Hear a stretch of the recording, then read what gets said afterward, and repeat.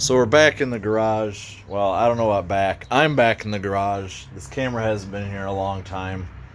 Last video I made was about that silver car up there where we took a bunch of stuff out of it after exploding the engine.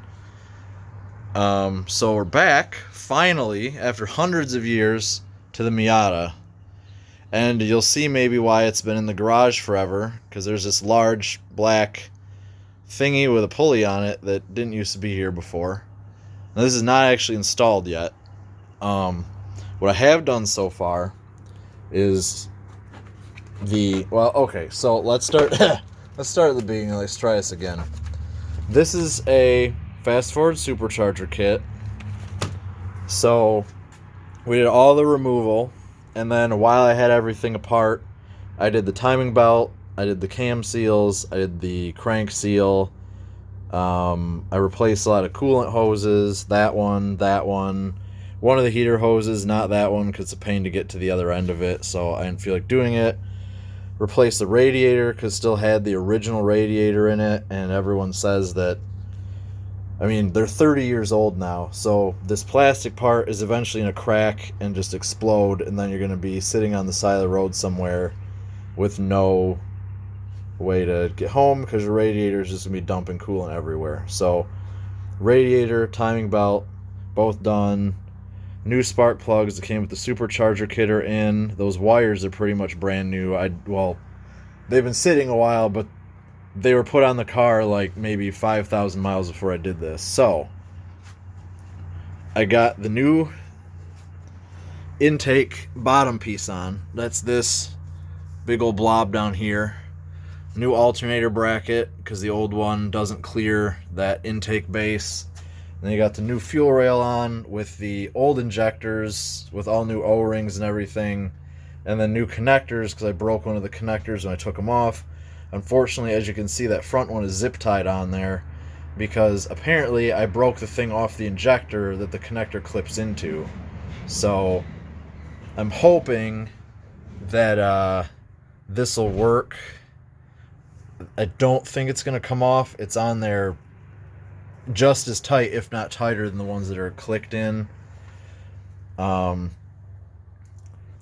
next thing is going to be, I got to take this back off and then put RTV on that, bolt this on, and then do a couple things with other stuff.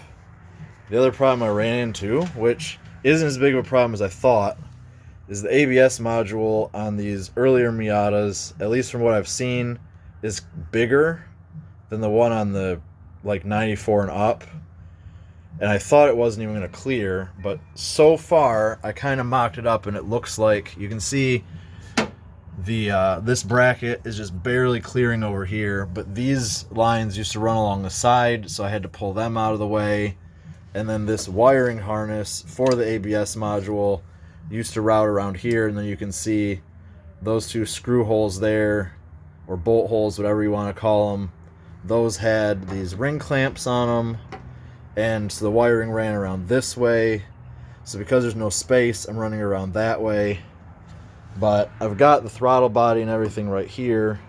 I don't know how well I'll be able to do it with one hand, but essentially, if you run it down in there and don't have everything in the way, it's supposed to go about here, and you can see down there it's tight, but there is clearance for everything. So it looks like I will not have to get rid of my ABS, which is nice because I thought I was going to have to, and that would have been a mess. There have been a few little issues, like the thing that my dipstick was attached to, because yes, this is an automatic, whatever, people are going to pee their pants about it, I don't care.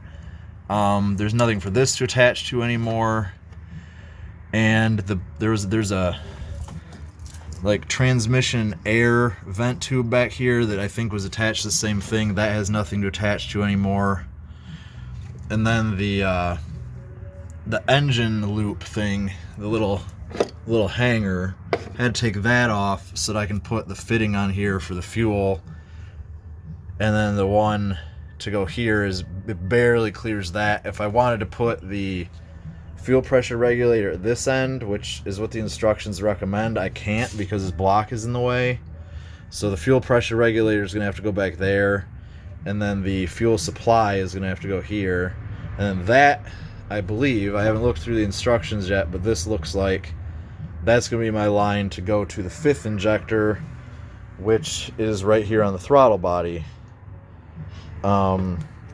So I'm not sure what I have to do with that either yet, but I'm sure I just have to wire it into something, and that'll be further down in the instructions.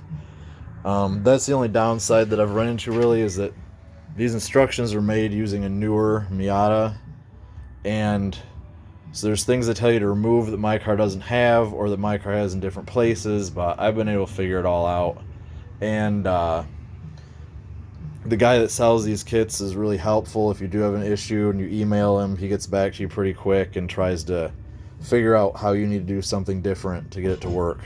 So I'm going to go ahead and RTV this and do all that, and I'll see how far I can get before I run into some catastrophic problem that I don't feel like fixing today. And this kit's been sitting in this garage for over a year, so maybe I'll actually finally get it running this year, and that would be really nice.